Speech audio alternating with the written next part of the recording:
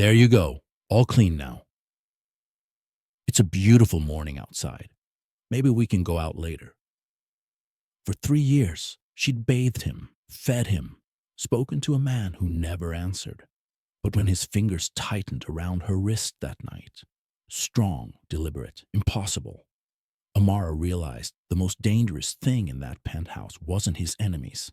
It was the secret he'd been keeping all along. Before we dive into this emotional storm, if you love stories about hidden truths, unexpected love, and finding worth where the world says you have none, smash that like button. Drop a comment telling me what you think he's hiding, and subscribe so you never miss these powerful stories. Now, let's begin. Amara's alarm screamed at 5 a.m., the same as it had for 3 years. She silenced it with a heavy hand, her body protesting, before her feet even touched the cold floor of her studio apartment. The mirror across the room reflected what the world always saw first: a plus-sized black woman with exhausted eyes and discount scrubs that never quite fit right. She didn't linger on her reflection. There was no point.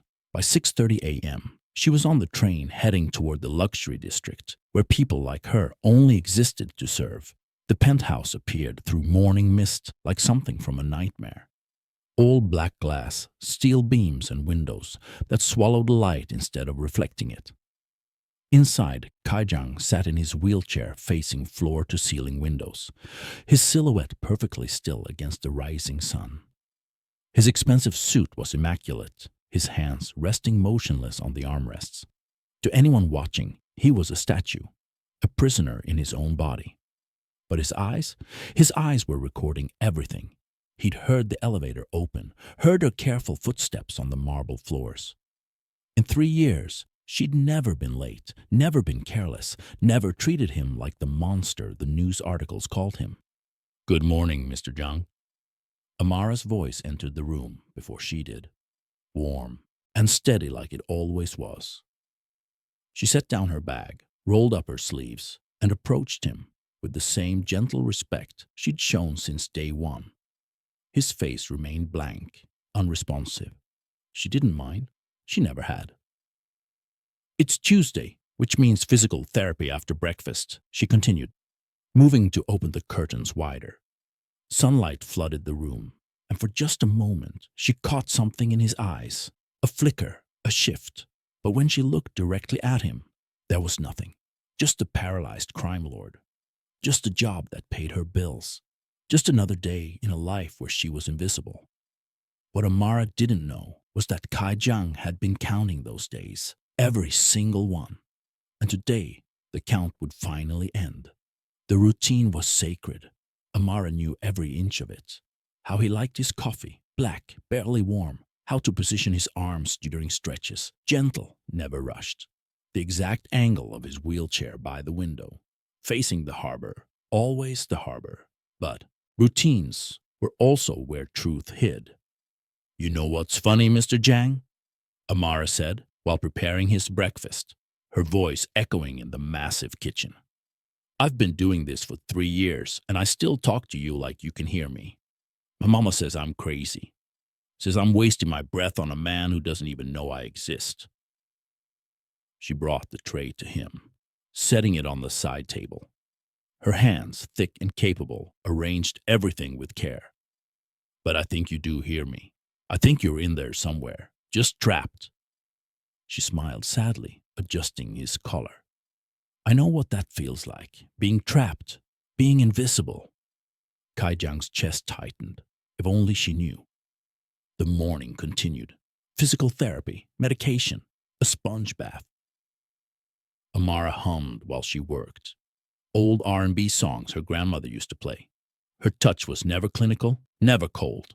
She handled him like he was human, not a paycheck. That evening, after his dinner, something broke inside her.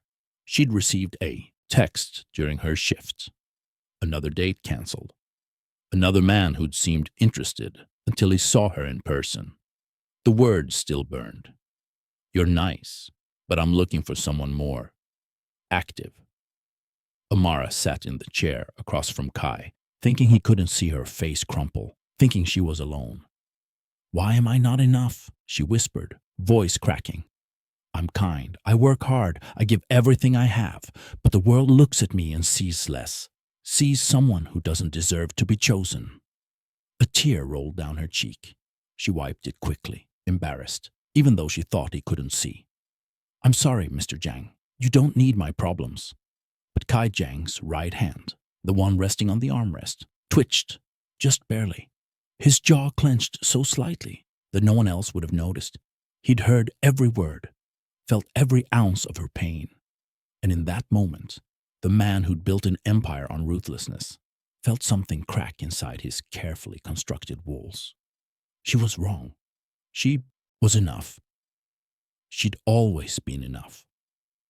Over the next 2 weeks, Amara started noticing things that didn't make sense. Small things, impossible things. The wheelchair had moved 4 inches from where she'd left it. His hand was positioned differently after she'd returned from the pharmacy. Once, she could have sworn his eyes followed her across the room, but when she checked, they were fixed and empty as always. I'm losing it, she muttered to herself, reorganizing his bookshelf. Medical journals, Mandarin literature, and strangely, poetry. She pulled out a worn book, roomy. Love poems, all of them. A crime lord who read love poems. Did someone read these to you? She asked him, holding up the book. Before whatever happened to you. Silence, always silence. But his breathing changed. She was certain of it. One night, while reviewing his medical files, she wasn't supposed to, but curiosity won. She found something odd. His initial diagnosis 3 years ago was incomplete. The neurologist's notes mentioned inconsistent responses and requires immediate follow-up. But there was nothing after that. No updates, no clarification. Almost like someone had stopped the investigation deliberately. Mr. Jiang, she said slowly the next morning, watching his face carefully. I need to ask you something, and I need you to understand how insane this is going to sound. She knelt beside his wheelchair, her heart hammering. Can you hear me? I mean, really hear me? For 5 excruciating seconds, nothing happened. Then, so subtle she almost missed it, his pinky finger moved. Once, deliberately. Amara's blood turned to ice. Oh my God, she breathed, stumbling backward. Oh my God, you're in there. You've been in there this whole time. Kai's face remained a mask, but inside, everything was screaming. She knew. She finally knew. And he had no idea if that would save them both or destroy everything. The phone call came at midnight. Amara was already home, still reeling from her discovery, when Kai's head of security called. His voice was sharp, urgent. Miss Hayes, you need to return to the penthouse immediately. Security threat. Mr. Jiang cannot be left unattended. What kind of threat? That's not your concern. A car is already outside your building. The line went dead. 20 minutes later, Amara was back inside the penthouse. It was transformed. Metal shutters down, armed guards at every entrance, the air thick with danger. What's happening? She demanded. Rival syndicate made a move. Lockdown protocol. You'll stay in the guest suite adjacent to Mr. Jiang. Don't leave this floor. They left her there, alone with Kai in his bedroom. The door locked from the outside with a heavy click. Amara's hands trembled. She looked at him, still in his wheelchair, positioned by the window, face expressionless. But now she knew better. Now she knew he was aware of every single thing happening. This is about you, isn't it? She said, quietly, moving closer. Someone's coming for you. The hours crawled by. Amara tried to rest but couldn't. Every sound made her jump. Around 3 a.m., she gave up and returned to his room. He was exactly where she'd left him. She pulled a chair close, her voice dropping to a whisper. I don't know what game you're playing, Kai Jiang. She'd never used his first name before. But if we're going to die tonight, I need to know why. Why pretend? Why let me care for you like... Her voice broke. Like you were broken when maybe you never were. The moonlight caught his face, and for the first time she saw it clearly. A single tear tracking down his cheek. He was crying. The man who couldn't move was crying. "Oh God," Amara breathed, reaching out instinctively to wipe it away. Her thumb brushed his skin, and the moment she touched him, his eyes closed. Slowly, deliberately. It was an answer, an apology, a confession. She kept her hand there, cupping his face, and something shifted between them in that dark room. Something that had been building for 3 years, without either of them naming it. "We're going to survive this," she promised, though she had no idea if it was true. "And then you're going to tell me everything."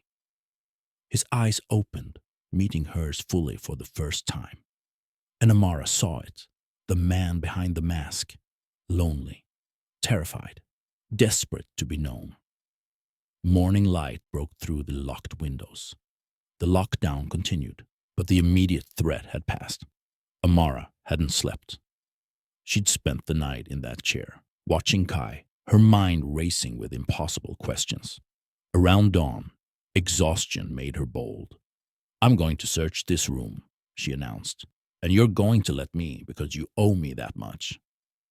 She started with the obvious places. Drawers, closets, the safe. She knew the combination too. She'd watched him give it to his lawyer once, thinking he was unconscious during the meeting. Inside the safe, documents, cash, a weapon, and a worn leather journal. Amara's hands shook as she opened it. The entries were in Mandarin, but scattered throughout were photographs. Her breath caught. A young Kai Zhang, maybe 26, smiling, actually smiling. Beside him, a beautiful woman holding an infant. The next photo showed the same woman in a hospital bed, pale, dying.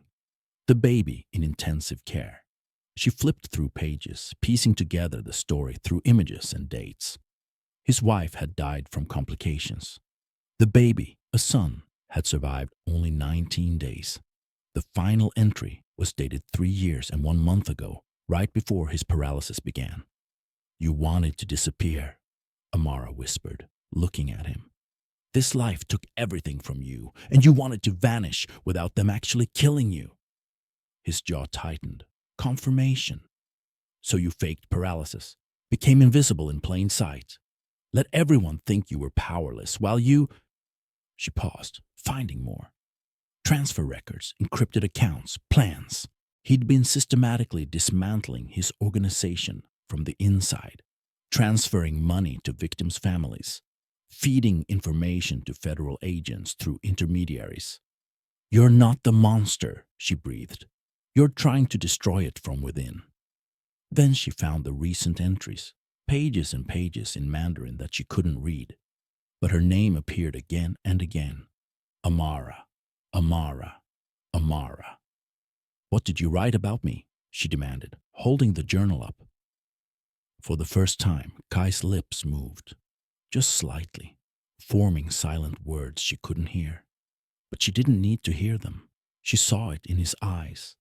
Everything he'd been too afraid to say. If someone you loved had been lying to you for years, even for noble reasons, could you forgive them? Drop your thoughts in the comments below. The lockdown lifted by afternoon, but something had shifted. The guards assumed Amara was just doing her job, but the air between her and Kai was electric now.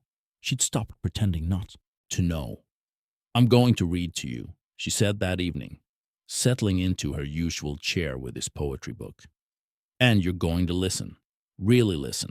No more games." She opened to a random page. "Rumi's The Minute I Heard My First Love Story." Her voice was soft, rich, filling the quiet room.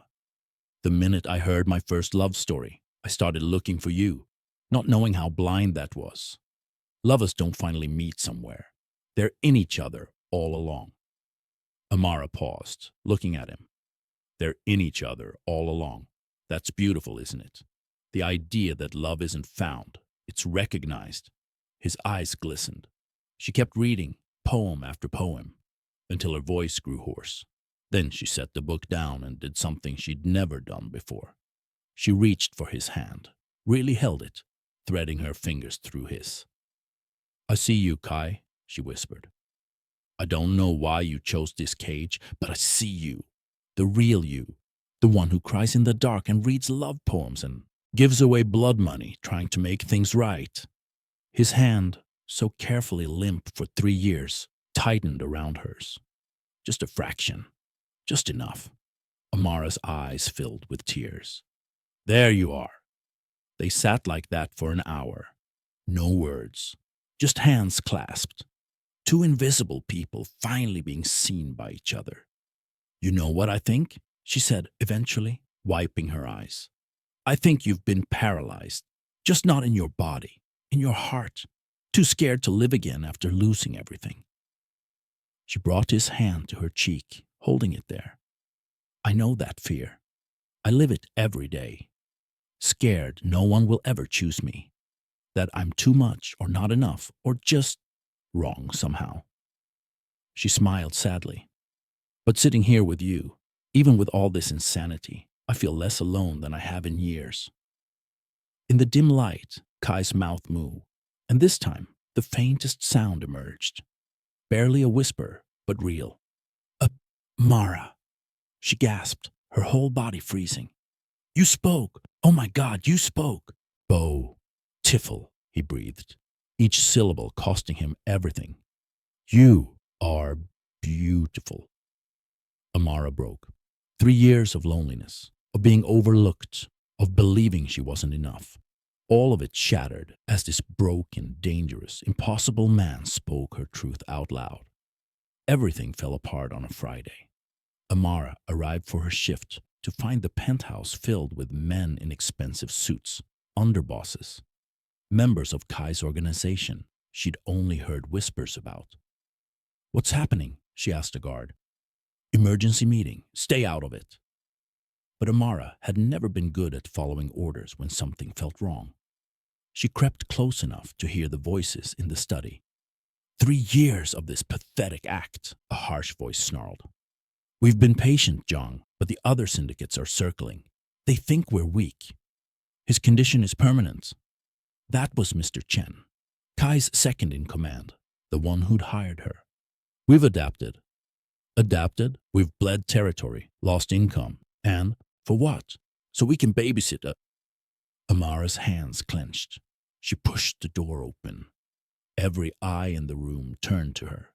Kai was there, wheelchair positioned at the head of the table, his face that familiar blank mask. Get out, someone growled. This doesn't concern you.